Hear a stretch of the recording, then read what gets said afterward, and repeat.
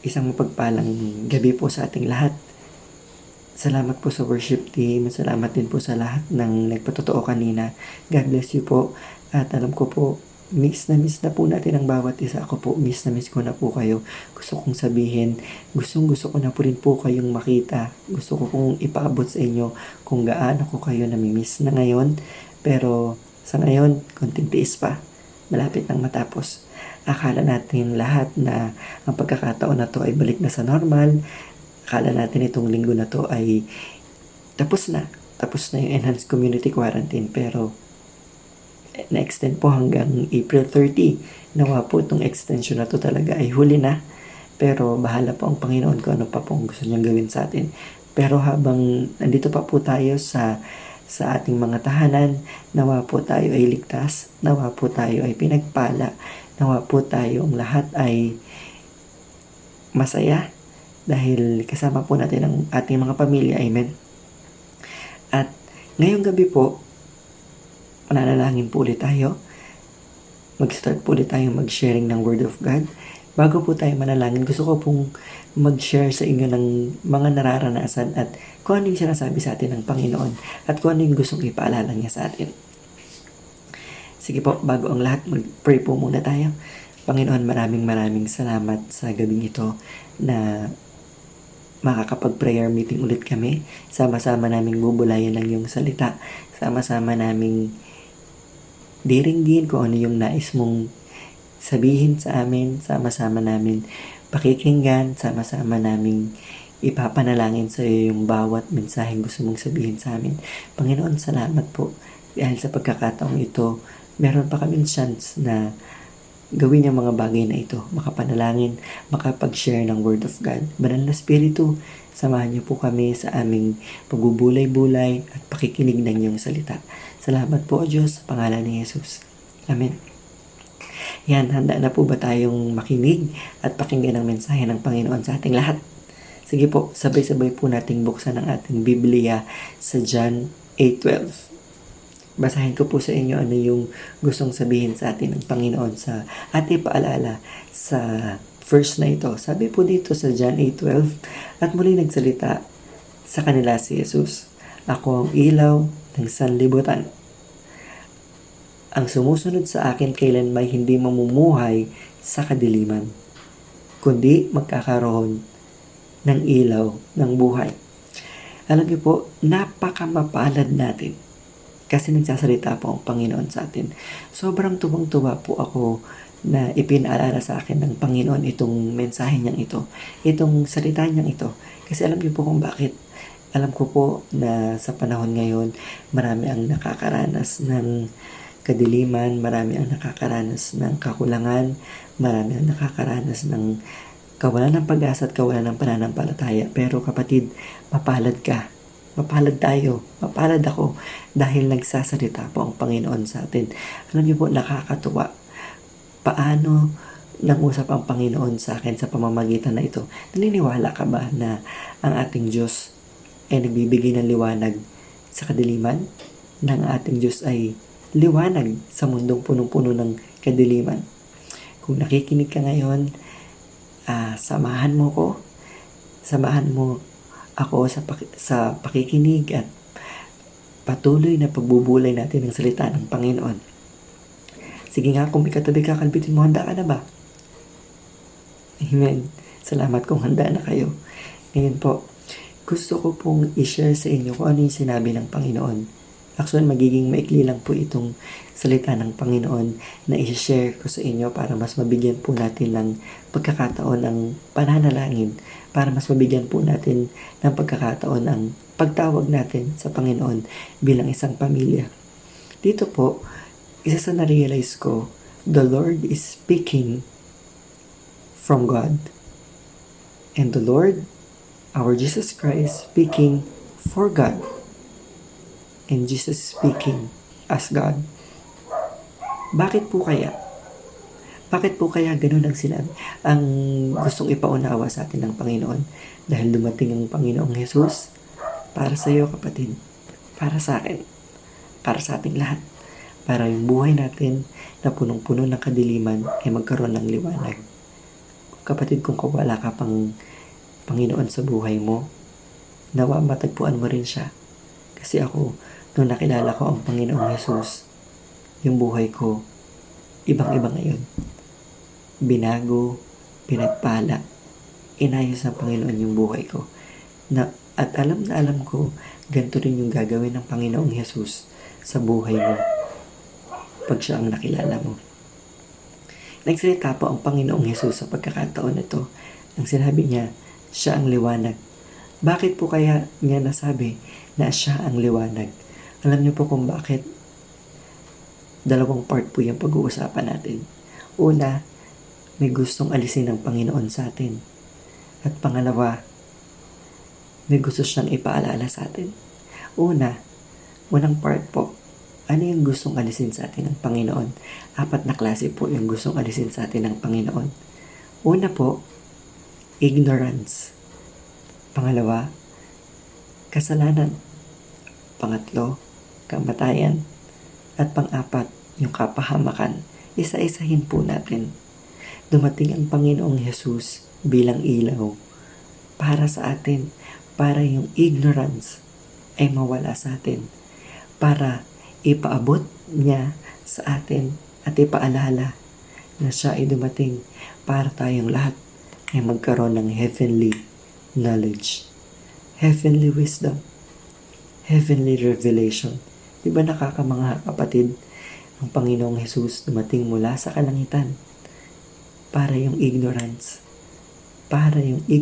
na meron tayo sa pagkakataon ng buhay natin mawala.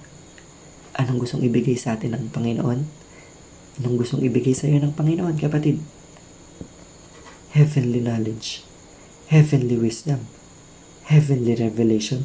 Gustong basagin ng Panginoon yung ignorance sa kalagitnaan natin, the darkness of ignorance. Kaya the Lord came in our midst to bring light in our ignorance.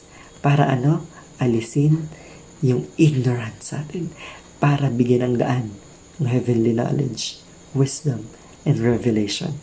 Pangalawa po na gustong basagin sa atin ng Panginoon at gusto niyang tubusin, gusto niyang alisin sa atin ay yung sin. Bakit po? Alam na alam natin kung saan nagmula yung kasalanan natin. Alam na alam natin na tayo, ang nature natin ay makasalanan, pero gusto niyang alisin ng Panginoon. Jesus Christ came for us to be a light. Why? Para yung darkness of sin mapalitan ng light of forgiveness. Ang ganda po, no? Ang ganda ng John 8:12. Alam niyo po, matagal ko na naririnig tong verse na to, pero the Lord reminded me of these things para po maunawaan natin na dumating siya bilang ilaw para yung kasalanan mo at kasalanan ko. Patawarin niya. Napakasagana ng biyaya ng Panginoon. Pangatlo po, ano po yung gustong basagin at alisin sa atin ng Panginoon? The darkness of death. Dumating ang Panginoon sa ating kalagitnaan to be the light of life. Alam na alam po natin na ang Panginoong Jesus ay nabugbog, nasaktan, nasugatan, ipinako, namatay. Pero, sabihin mo pero muling nabuhay para ikaw at ako ay magkaroon ng buhay. The darkness of death is defeated because Jesus came to bring us the light of light. Diba ang galing? Jesus came for you to bring light in your life. Pang-apat po na gustong basagin at alisin sa atin ng Panginoon, the darkness of danger. Lahat tayo sa panahon ngayon ay nasa panganib. Maging hindi natin alam kung ano yung pwedeng mangyari. Maging yung COVID-19, hindi natin alam kung anong susunod na mangyari. Pero alam niyo po, the darkness of danger ay inalis sa atin ng Panginoon. Anong ibinigay niya? Jesus came for us to bring light of safety. Di ba po? Sa mundong punong-puno ng kadiliman, o minsan, nasa isang dilim ka, hindi natin nakikita kung ano yung nasa paligid natin. Hindi natin nakikita kung ano yung nakaambang panganib sa atin. Pero Jesus came to bring life of safety. Yung ilaw ng kaligtasan. Ilaw na pwedeng meron, na pwedeng ibigay sa iyo ng Panginoon sa panahon na punong-puno ng kadiliman.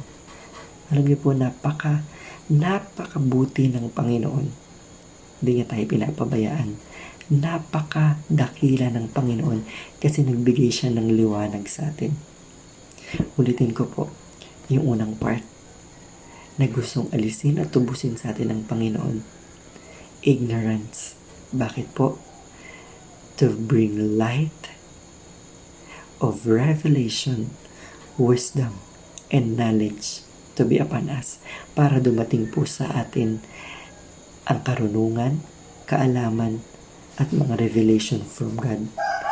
Pangalawa po, gustong alisin sa atin ng Panginoon the darkness of sin and to bring us the light of forgiveness. Kasi pinatawad ka at ako ng Panginoon sa ating mga kasalanan. Hindi lang sa kasalanan natin ngayon, kundi yung mga susunod at yung mga nagawa pa nating kasalanan. Bayad na, kapatid. Pero, sabi mo sa katabi mo, pero, hindi yun susi para magkasala ulit. Hindi yun susi para patuloy na magkasala. Kailangan natin mamuhay sa katuwiran. Kailangan din natin mamuhay sa kabanalan dahil ang Diyos na meron tayo ay banal. Pangatlo po, the darkness of death to bring us the light of life. Pinagtagumpayan na ng Panginoon ng kamatayan. Kaya ikaw at ako ay pinagtagumpay na rin ng Panginoon sa kamatayan. Hindi ligtas yung physical na katawan natin sa kamatayan, pero yung spiritual natin, yung ating spiritu, kung tatanggapin at kinikilala natin ang Diyos na siya ang Panginoon tagapagligtas ng ating buhay, mawala man tayo sa physical na katawan natin, pero yung spirito natin magkakaroon ng buhay na walang hanggan because of Jesus who died for you and for me. Pang-apat po, the darkness of danger, because Jesus came to bring us the light of safety or the light of salvation. Binigyan tayo ng Panginoon ng ilaw ng kaligtasan. Ilaw na tayo ay mapanatiling ligtas sa mundong ito na punong-puno ng kadiliman. Alam na alam po natin yung COVID-19. Marami ngayon nakakaramdam ng sobrang dilim sa buhay nila. Marami ngayon nakakaramdam ng panganib. Marami ngayon nakakaramdam ng kakulangan at kawalan ng pananampalataya. Pero mapalad ka, kapatid. Kasi ang Panginoong Hesus ay dumating bilang isang ilaw na para tayo ay mapanatiling ligtas. Amen? Jesus is the light of our life. Jesus bring light in our life. Kaya po siya ay naging liwanag sa ating buhay. Pangalawang parte po, di ba sabi rin po sa verse sa John 8:12, ang sino mang susunod sa Kanya, kaya kailan may hindi nalalakad sa kadiliman. Dalawang bagay po ang gustong ipaalala ng Panginoon sa atin dito. Sa pangalawang part, let us admire the light of God.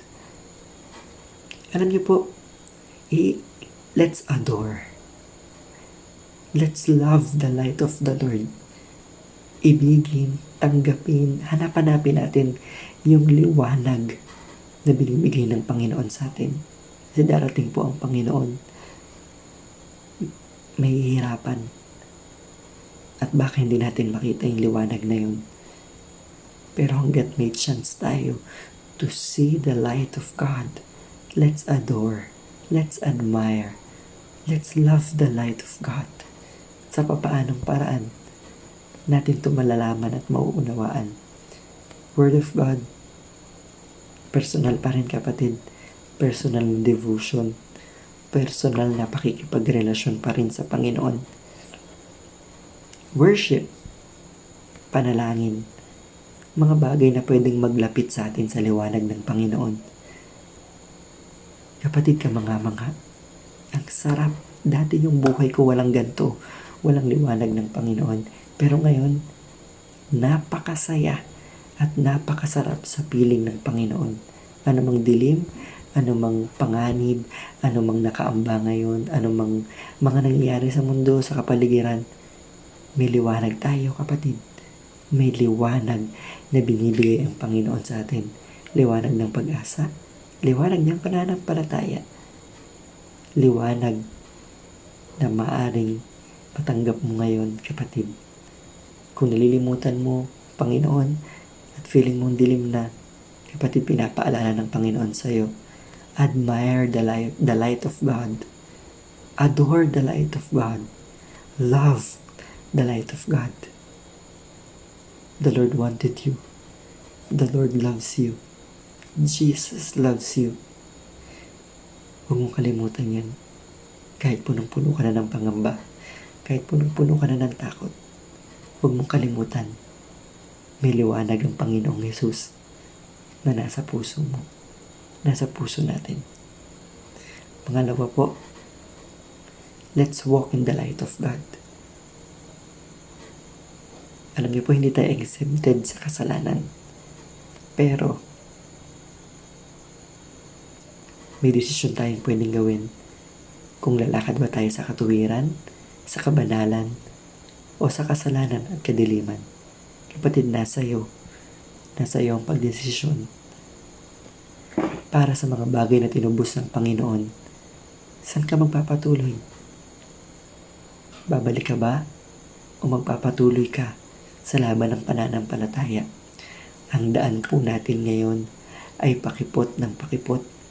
Ang daan po natin ngayon ay pasikip ng pasikip. Maraming dumadaan sa maluwag na daanan. Pero mas piliin natin na kahit pahirap na pahirap yung daan na dinadaanan natin.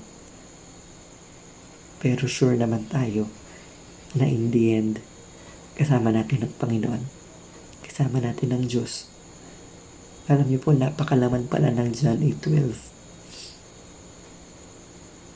Dahil dito ipinapakita niya na sa lahat ng aspeto natin, pwede magkaroon ng liwanag. Kapatid, kulang ka ba ngayon financially dahil sa nangyayari? The Lord can bring light in your life. The Lord can bring light in your financial. Kapatid, kulang ka ba ngayon dahil sa problemang ito, kulang yung mga pangangailangan o yung mga bagay na kailangan mo, yung pagkain dahil hindi ka makalabas. The Lord will bring the light of favor in you. May pabor sa Panginoon. The Lord can bring light in you. In your table. Diba napakasarap? Ang dami kong narinig na patotoo na sa pagkakataon na walang-wala na sila, nagbibigay ang Panginoon. Kapatid, you have the favor because you have the light of Jesus. Ano pa po? Kulang ka ba dahil takot ka? The Lord can bring light in your fear. Do not be afraid, for I am with you. Sabi yan ng Panginoon. Ano pa sabi ng Panginoon sa Exodus? I will fight your battle. You just need to do is to be still. Kailangan lang natin maging matatag.